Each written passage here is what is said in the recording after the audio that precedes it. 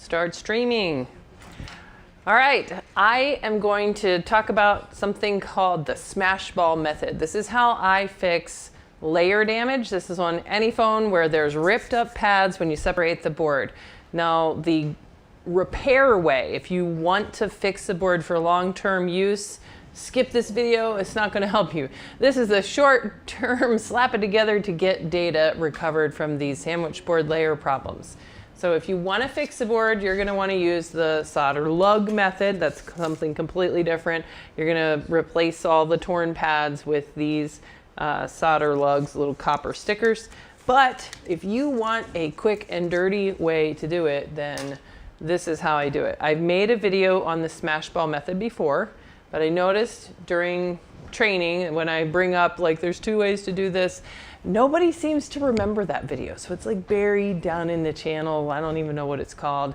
So this is a live stream today. I've got a phone in front of me here from Canada, and it says, it's iPhone 10, and it says something like, cannot sweep to get into my iPhone. It doesn't have a passcode and it's unlocked. Well, in order to recover data for this Canadian iPhone 10 that got pretty smashed, we're going to have to make it have touch so that we can accept the trust dialog, which is really a drag. You can't just skip that. There's no way to do that. And if we look at the back of the phone, this looks, you know, really smashed up. This is pretty classic.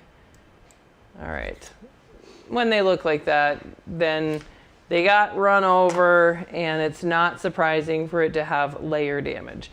Now, it's possible that the layer damage in this board is actually on the bottom layer, so we won't need to use the smash ball method, in which case I'll have to simulate it on some other board. But let's dive in. We got to bring back touch on, I think this is Marlowe's Rush iPhone 10. All right, so we'll disconnect this, and we're going to take the board out. And I'm going to separate the layers so that we can see what this layer damage looks like, and I'll show you the smash ball fix. Now, I'm curious who in chat watched the first video and who remembers how to do this. Like, is this something, like, what's up with YouTube? Like, I feel like I make a video and then, I don't know how to, like, prevent video content from getting buried. Like, this is a cool technique, but I don't know, just kind of got buried.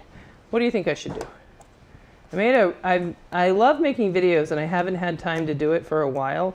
And recently, after the last class, everybody went home, and I was sad and lonely. So I said, let's make some videos. So I made a really cool video. I actually edited it yesterday. It's a iPhone 13 Pro that was here, and after having done a PMU replacement, only after I did that did I realize that that board had a literal crack right down the middle of it. It was completely cracked in two. So then that turned into a giant rabbit hole, which was actually, I would say, my favorite repair of the last, I don't know, like a couple of months, I guess. It was pretty fun. So look for that video. All right, here's the logic board. And let's see. Watching you live from Ghana. What up, Ghana? What time is it in Ghana? It's 5 o'clock here. It's 5 o'clock somewhere, and that somewhere is Honey I Falls, New York. All right, here's the board itself. Now we're going to grab the microscope and take a look under the microscope and see just what does it look like. So we're expecting in an iPhone 10 with no touch that the problem is going to be layer damage. So let's just look at the board and see. So looks pretty normal. There's a crack in this sticker. Look at that. Do you see that? That sticker is kind of already separated. So let's look throughout the board. Nothing is really jumping out at us. If we wanted to, we could, if we were purists, which I'm definitely not, you could diode mode here in the touch connector, and you'd probably find that there's some open lines. And the problem with no touch on an iPhone 10 or a 10s is going to be the connection, the fact that the touch connector is down on the bottom board and the rest of the touch system, including the CPU, is up on the top board. So you have to have communication through the interposer in order to have touch on these phones. So I'm going to guess that when we separate the layers that we're going to see missing pads here on the top board. If we don't, then the problem is going to be separation between the interposer, the gold interposer, and the bottom board. So sometimes if we could just kind of stretch it a little bit, you might be able to see a little bit of a lift. We don't see that, so that does kind of point to top board damage. Well, let's get to separating. So I'm going to pull out my ye old preheater. This is how we separate the boards, and especially on the newer models, the iPhone 12, 13, 14, when you're separating these, the alloy that holds them together is a higher temperature alloy, so they're more difficult to separate. In that case, I strongly recommend that you toughen up your fingers and then pull that thing off like a lid, because if you start sliding tools under here when everything is very hot, that can cause a giant disaster. So when you use a little thin tool to try to lift the layers, just go in a little bit, twist, and then just pop it off with your fingers. If it's ready, it'll come off like butter. All right, let's let this heat up, where I'm letting the preheater heat up. It doesn't take very long because it's a small block. And let's see, it's 11 p.m. wherever, Jessa, did you receive the tools I sent? Did anybody receive tools from CMI Zapper? I haven't seen any tools. Christy says no, not yet, but I would love to see some tools. Are you guys really backed up on Android recoveries? I think it's been 2 to 3 months since I sent my wife's phone in. Mark's not here. If you sent something in and it's been 2 to 3 months, then it's probably been looked at, and you can just reply to your ticket and say, hey, what's going on? And that will prompt Mark to give you an update on those.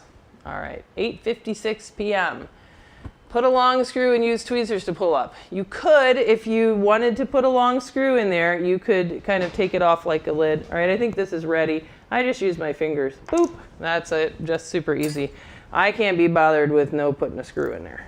All right, separated. Now let's look and see if we actually have any of these pulled pads that I promised you guys. It's going to make for a short stream. If not, all right, back to the microscope. We're looking to see if there are missing pads so that we can use our smash ball method. And voila, I see a lot of missing pads. And that's super classic. It's like these boards are held together under like tremendous tension. Although I don't think that any of these are, the ones that I expect to be missing are along here. So we might have to do a little bit of work to figure out why we have no touch when all of the touch pads seem to be there. But these boards are sort of pressed together, and they're really under tension, and any kind of really hard drop or running over it with, throw it in the middle of the road can shear the connections between the top board and the bottom board. So it just kind of pulls them, ping, like snapping a guitar string if you were to drop a guitar and just the bridge rips off. So it's not as simple as simply soldering the boards back together. The problem is that the pads that connect to the solder balls are gone, kind of like breaking a lily pad off right at the stem. So now we have to go on a little bit of hot. I really don't have any clue which of the ones that are missing have to do with touch, but hopefully it won't be that hard to find out. I'm going to clear away some of the flux, and we're going to have to investigate in this area. Typically on these boards, you'll have separation along this gap here, and that is where most of the touch circuitry connects the top board to the bottom board. So I'm a little bit surprised to see that we've got most of our damage over there. All right, so like I told you guys, method number 1, which would be if you really wanted to make this be a long-term usable phone. So if this was somebody's iPhone, 14 Pro Max and it looked like this, then you would want to reattach every single one of the missing pads that are required.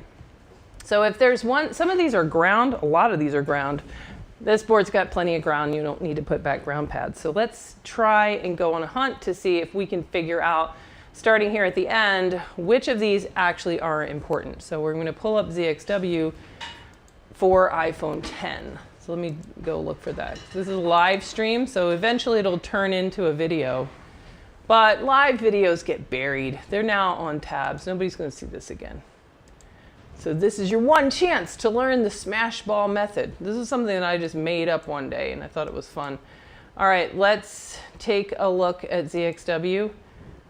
And where is it?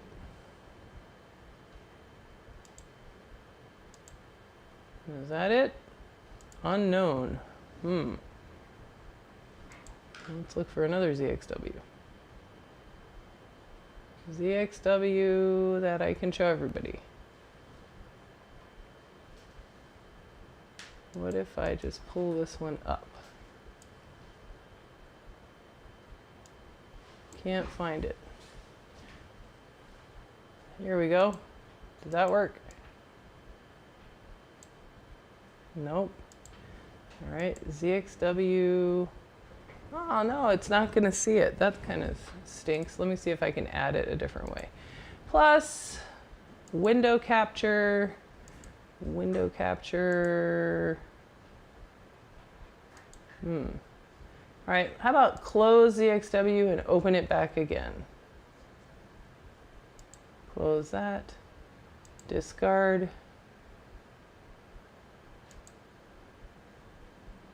Close that. Discard, discard.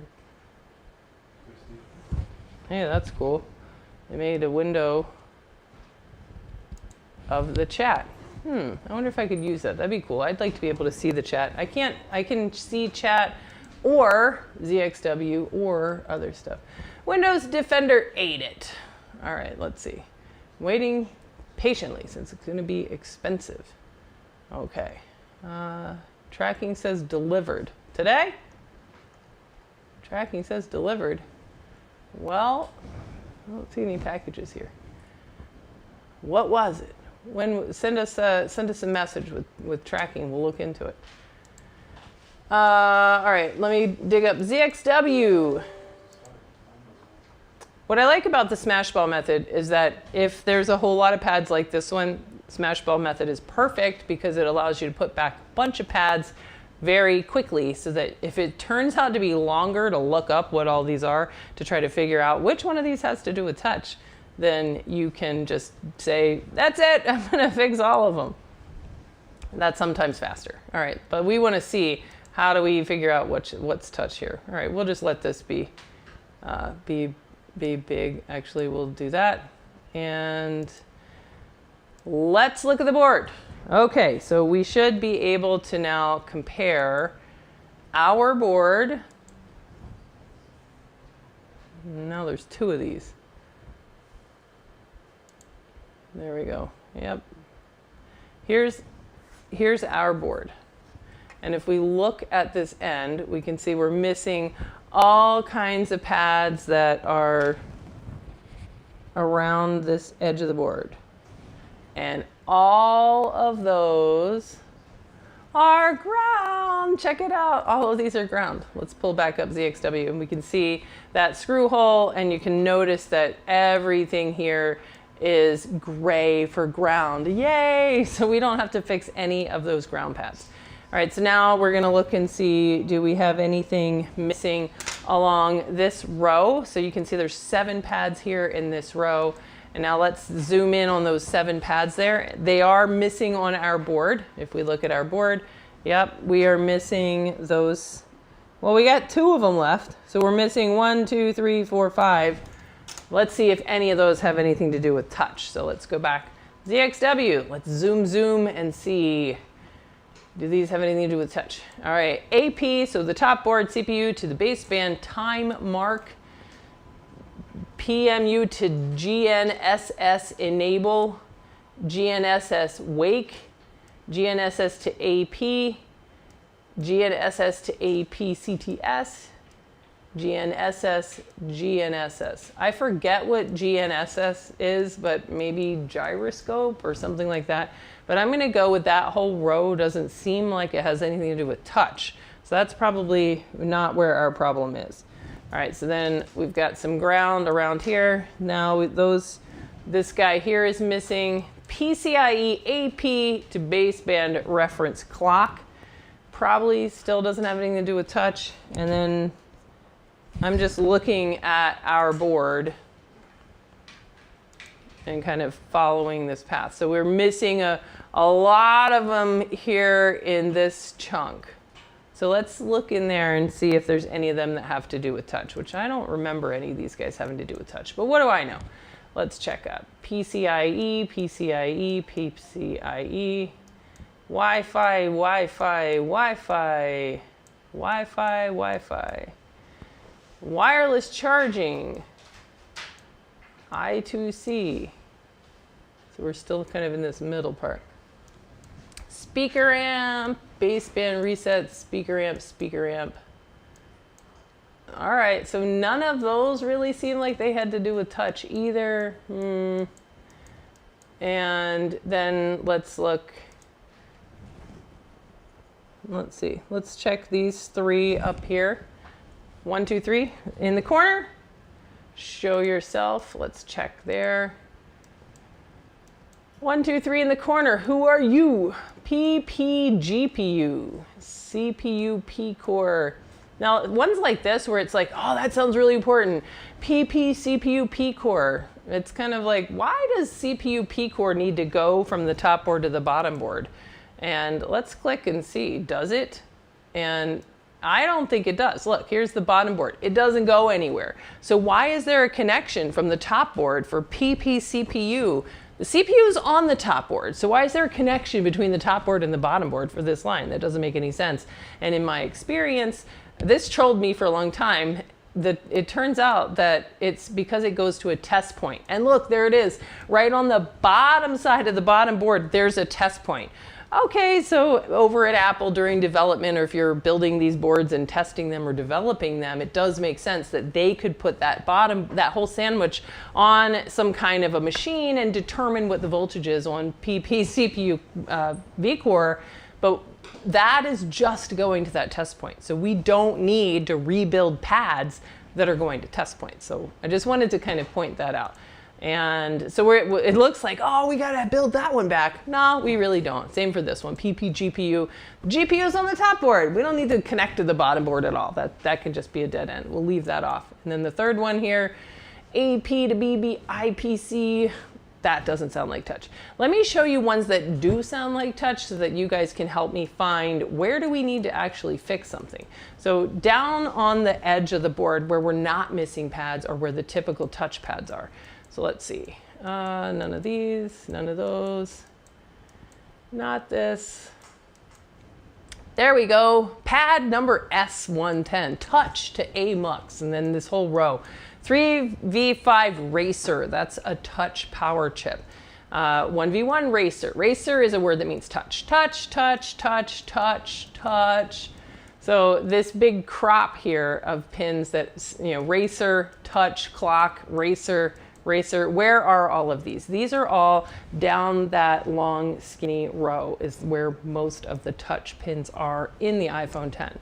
So I'm on just as big of a hunt as you guys because I don't know, since we really don't have missing pads down that row. This is the touch row right here. That means we've got some like weird, unusual problem that we have to find. So we've investigated 1, 2, 3. Let's investigate this one. So 1, 2, 3, 4, 5. Number 6 pad. We got to go on a hunt and see what does that guy do. 1, 2, 3, 4, 5.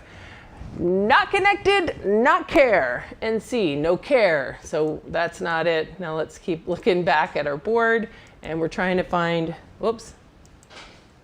That one there, I just looked up on ZXW. Not connected, don't care. All right, so everything looks fine, everything looks fine, everything looks fine until we get around to here.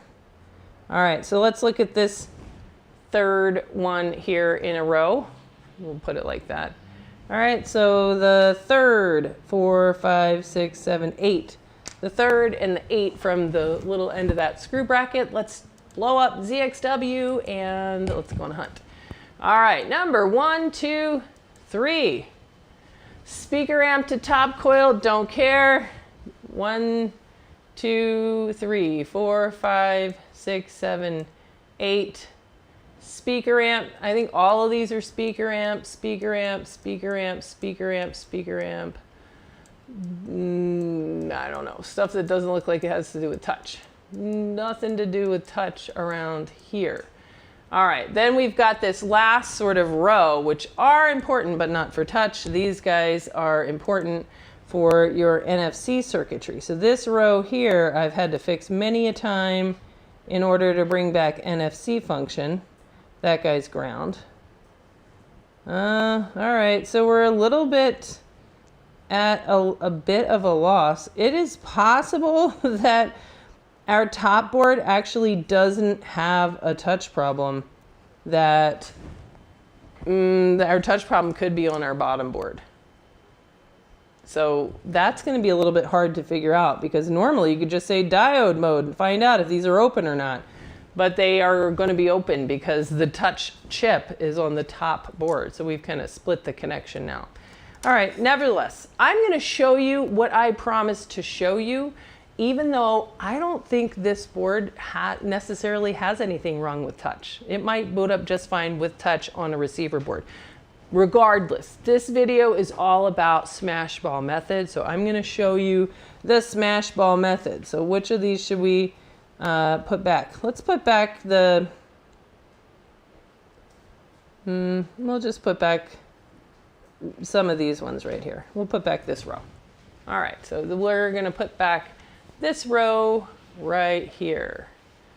All right, smash ball method coming up, step 1. All right, let's see, that's a lot of missing pads. Hello from Southern California. Hello, Dennis. Run down solder wick, maybe some loose pins. It's a good idea. I like that Jimmy Fix. He says maybe those are perfectly fine, but they're really actually loose. They just look perfectly fine. Good evening from Hungary. Good evening from Morocco. And you guys are really all over the world. All right, let's take Jimmy's idea. I like that a lot, which is just before you go crazy on the smash ball method over there, just run some braid down this section and make sure that none of the ones that we kind of expect to be touchpads, make sure that they're not just sitting there looking pretty, but are actually loose. All right, let's try that. Today is a banner day at iPad Rehab. For those of you guys who have come to microsoldering class recently, you may remember the baby chair. The baby chair is my Herman Miller Aeron chair that I ordered replacements of for the student chairs. And one of them is still pretty young, but it completely lost all of its gas in its cylinder. So it's called affectionately the baby chair. And the baby chair has been this tiny little ridiculous 2 inches off the ground chair up until today. Today, former student Ethan, who lives nearby, he stopped in and he took the baby chair. He took it back with him to his lab and he fixed it.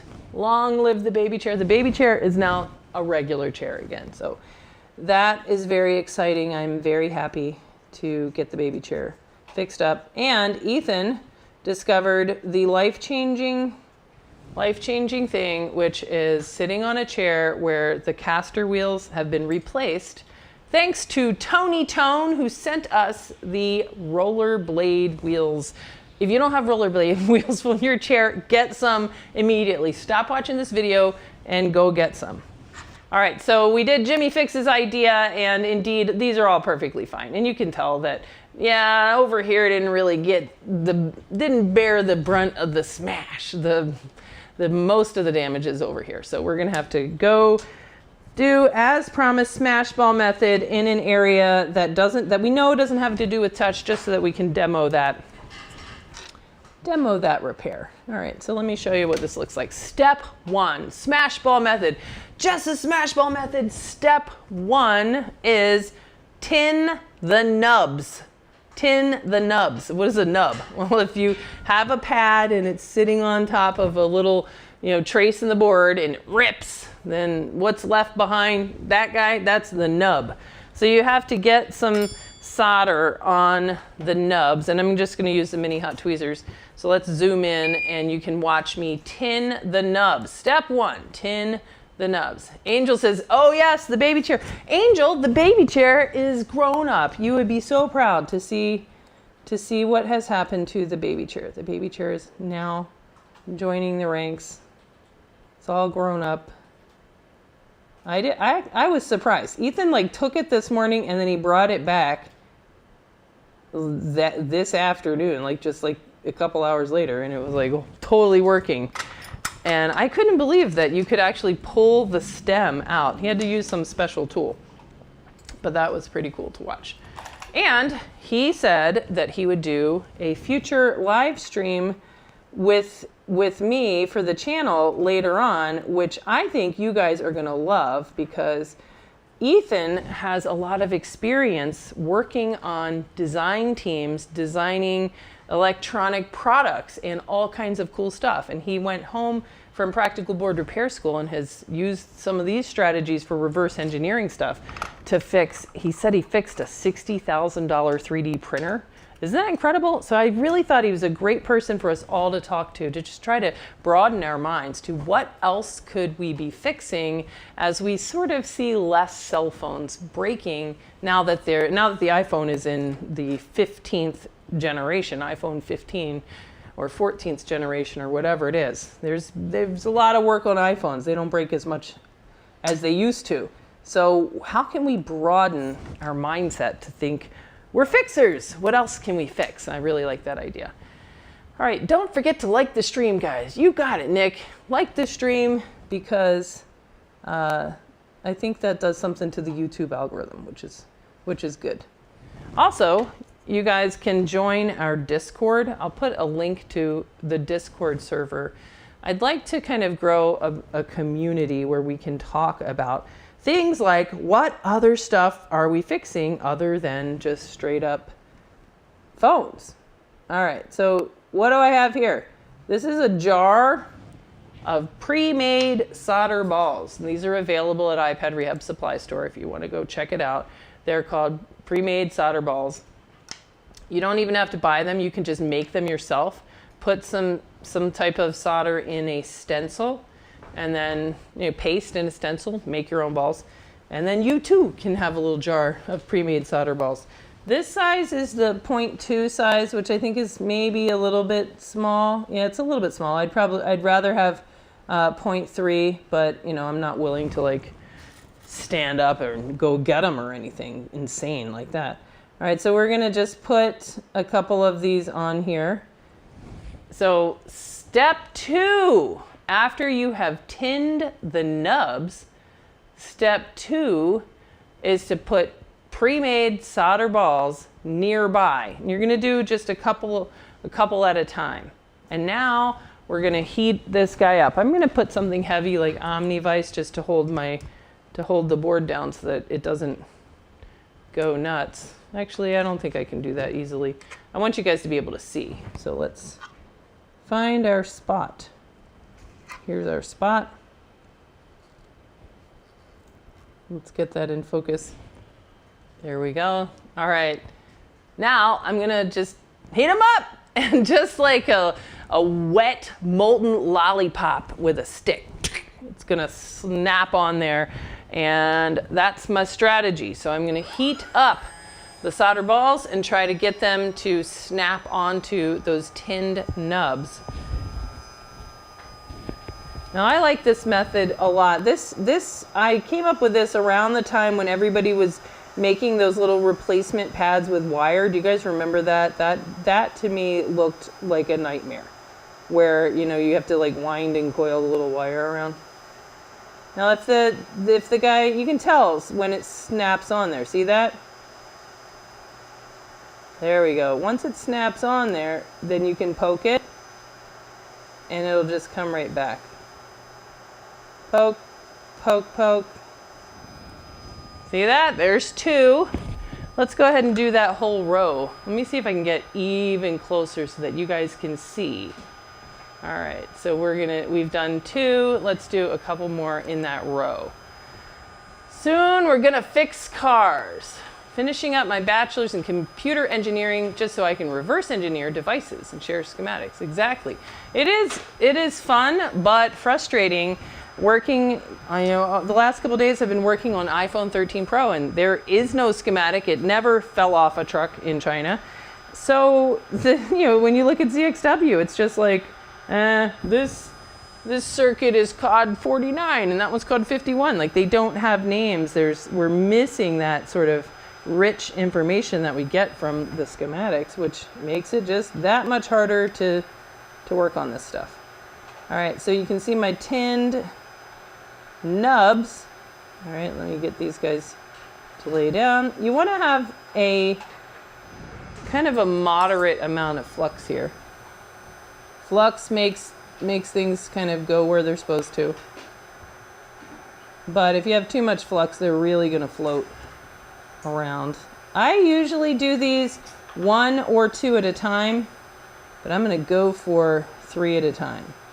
3 at a time is going to be hard because they're going to want to just go where they're not supposed to go. They're like a bunch of teenagers. You never want to have triplets. Twins, okay. Triplets, I really feel for those moms. Oh my gosh. All right, let's see how close we can zoom in so that you guys can watch these guys jump onto the little nubs. What melt temperature are those balls? These are just regular 183 leaded. You could make your own with either leaded or low melt, 138, 148, whatever you have on hand. All right, now let's heat these guys up. It's a little bit dark, so I think I have to get up higher. All right, that's a little closer than I'd like to see. Let's try to make it so we can both see. All right, that looks like maybe we can see. I am trying out a new adapter for the camera today. Don't you do it. There you go. Good job, buddy. Yeah, poke, poke. You good? Poke, good. And that one, see, he's still loose. All right, now go on. Get on there. No, no, no, no, no, no, no, no, no, no, no. Get on the nub.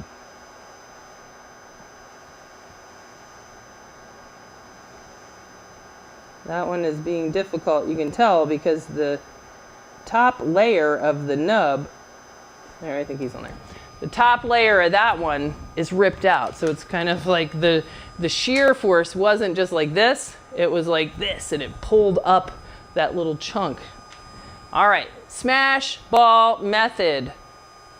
Part 3. Part 1, tin the nub. Part 2, put on the pre-made solder balls, solder them on. And step 3, smash balls. So I'm going to take my tweezers, turn them around to the fat end, and I'm going to smash the balls. So I can do all of those at once, and I'm just going to press down. Smash. Smash balls.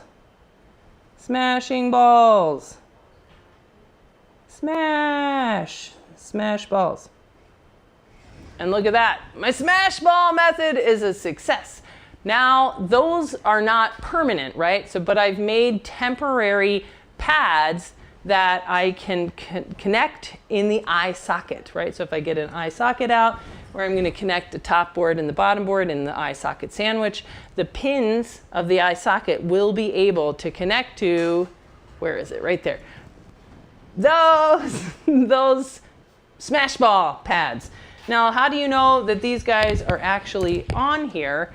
Diode mode, right? So if they're not really connected, then you're going to get an open line. So we'll do red, probe, and ground. And then we can kind of go down the row and see what we get. So there we go. There's the first one, 0.3, 0.3. That one is OL, that one's 0.7, and that one's 0.3. So you can go look and make sure that that's what they're supposed to be. And that tells us that those smash balls are actually on there. All right, smash ball method, that's it. Draw a line under that. Now, as far as make it permanent, use UV curing mask. It's not going to work because look what happens if you were to heat these up. Let's imagine that we tried to make it permanent and we put mask or something like that on there.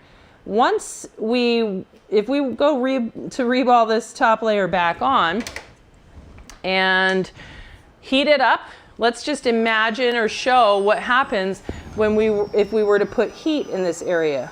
Yeah, that guy's the one that wasn't really on there. But heat in this area, get on it.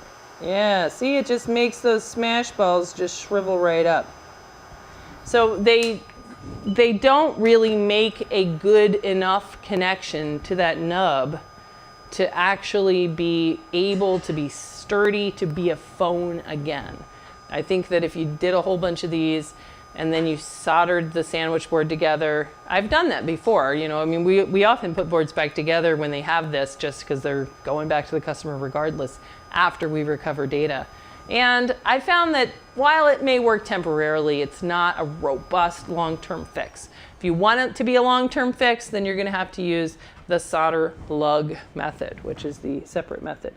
All right, but regardless, I don't really think that any of this had to do with why our board doesn't have touch. And in fact, I think the most likely reason our board doesn't have touch is probably something to do with that bottom board. So, should I stop this or try to do that? What's that Discord link? I'm going to put the Discord link in the description. When this stream is over, it'll be a video, and I'll go hunt down the Discord link and put it in there. Do the lower board. Well, the lower board, there's nothing you can do other than do an entire transplant. So if you wanted to fix the lower board, you would have to take this board and remove all of the chips that are unique, that are paired to the top CPU, and move them to a receiver board. So what I think I'm going to do is check to see how much time I have left. I think I'm going to, I don't know, mess around a little bit. Let's see, messing around. Before I do anything else to this board, I'm going to make sure that it actually doesn't have touch because of some kind of layer damage. So let's see. Let's go ahead and put it in an eye socket with a different known good bottom board.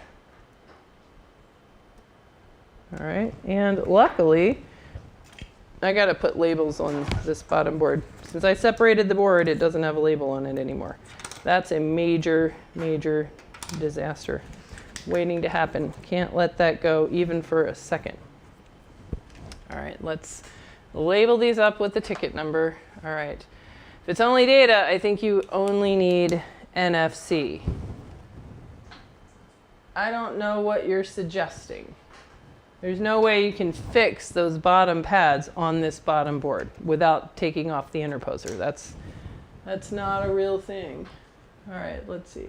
Let's do 48997. 48997. 48997. Back at the beginning of this problem, people did that. They would take off the interposer board. All right, what we're going to do is see whether or not there's actually anything wrong with touch on that top board. I don't see anything wrong. It doesn't jump out at me. All right, let's see.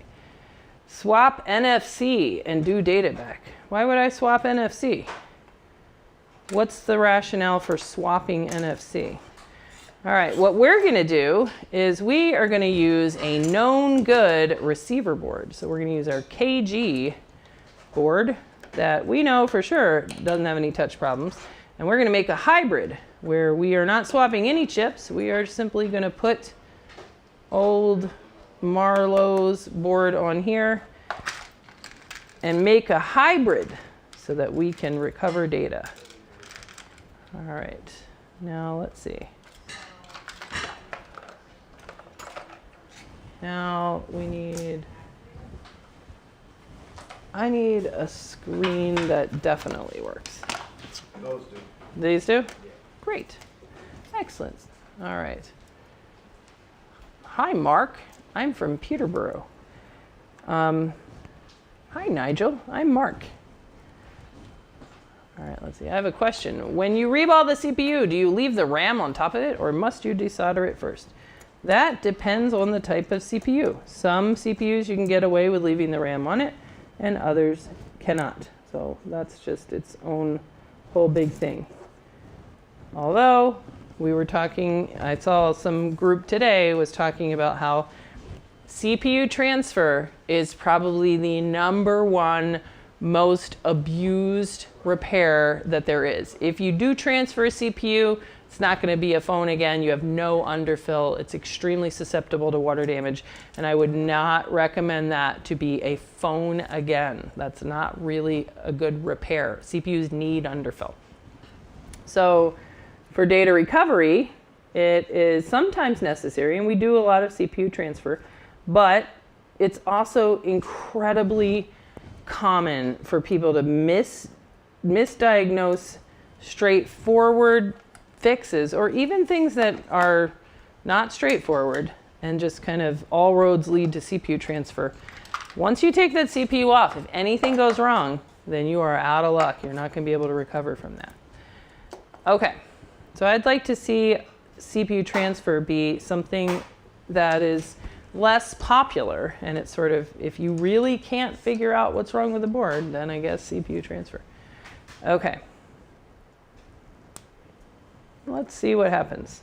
I am combining this board with a known good receiver board. We're going to see what happens. Okay. You guys can't quite see it. Let's nudge it over. There you go. So we've got our smashed up bottom, smashed up phone. All right, does it have touch? Nope. Although I want to see that is actually true. Hey Brad, do you have anything that I can use to proof these parts? Yeah. So with no touch on iPhone 10, when it comes to eye sockets and jigs, something as minor as flux, flux on the board can make these guys not have touch. So whenever, I don't want to go too far down a rabbit hole believing I have a no touch problem until I am sure that I have no touch. All right, so I'm going to clean flux off our top board, and I'm going to clean this as well. All right.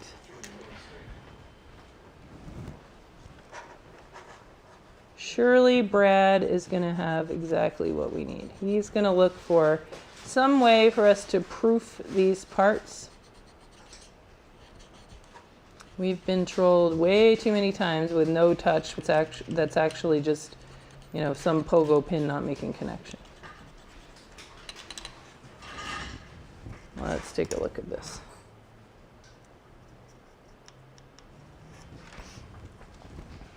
You don't have anything from class week? They're just together. I'm not sure which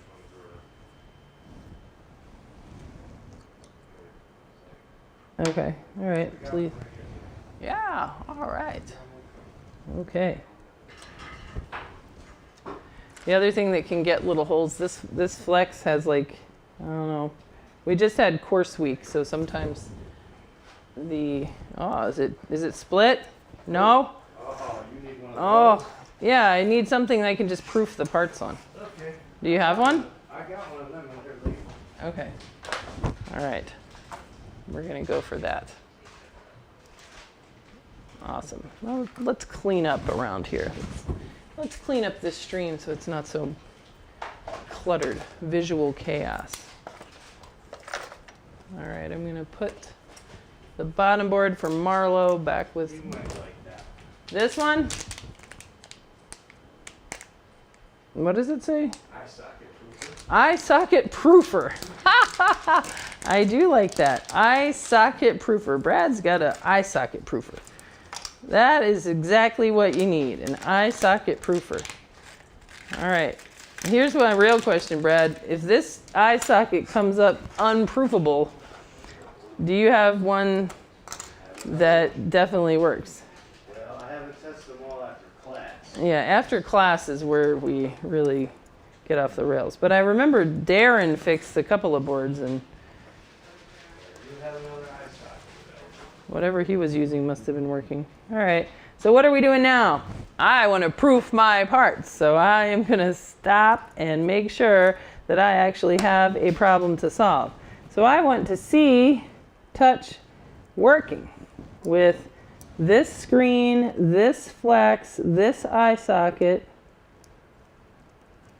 Let me look at this. I don't know, man.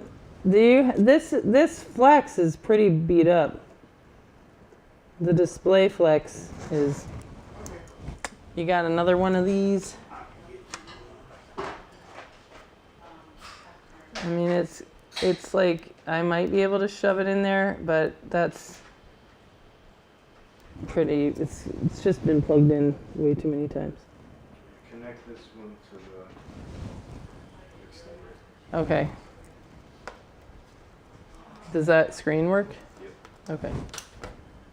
All right. Don't mess up the charge ports. Okay, got it. All right, let's see. Do we have touch? Here we go.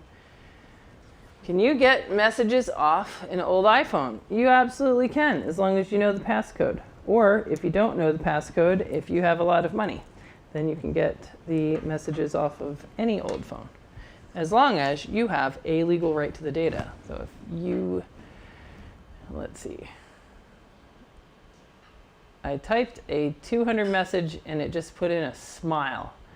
RIP. Oh, that sucks. Sorry, chat. Okay, touch. Okay, touch is working. All right, we have touch working on our proofer board.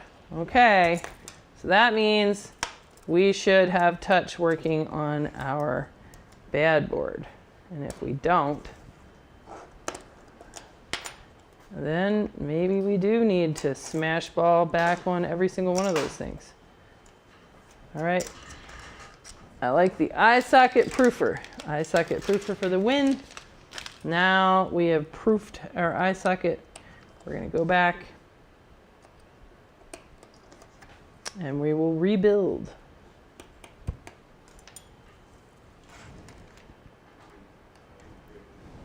All right, now we're rebuilding the eye socket with the known good bottom board, or at least I think known good, although it wasn't the one we used to proof the eye socket. And everything else is the same.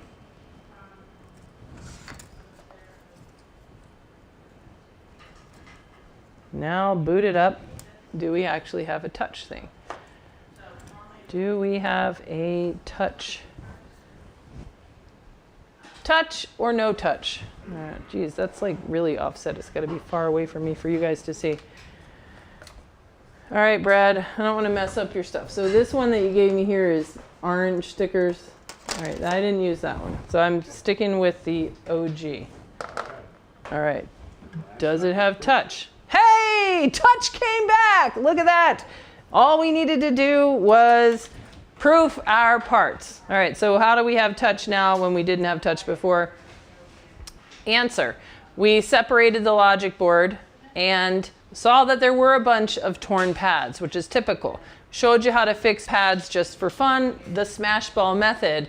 But we looked and none of the pads that have to do with touch were bad, which means there's not going to be a problem on that top board. So why did this board have no touch? The board had no touch because the lack of touch was on Marlowe's bottom board, which is sitting right here. So there must be a disconnect between the touch interposer and the touch connector. So we could find that if we wanted to. Fixing Marlowe's bottom board would be a real big job because you can't just take the interposer off and fix those pads like we just did on the top board. So instead, if you have bottom board damage, you're going to have to remove the ICs that are married to the top board, like the Wi-Fi chip and the baseband CPU, the NFC chip and the baseband EEPROM, and you got to move them over to a receiver board. And those chips might change over time, so you never know. Take those chips over to a receiver board that's hollowed out, and then you would solve the no touch on this bottom board. Looking at it in hindsight, we can see it is kind of a little bent looking. We could probably look and find where the break is, probably right here in this corner. So all we needed to do was get rid of Marlowe's bad bottom board and put on one of my known good bottom boards. If you don't have a known good bottom board, you can go buy one at the iPad Rehab store in the iCloud locked iPhone 10 section, which you can find on the supply store, iPadRehab.com. Click supply store and you can get one of those so that you can keep with you a known good iPhone 10. All right, and then here we go.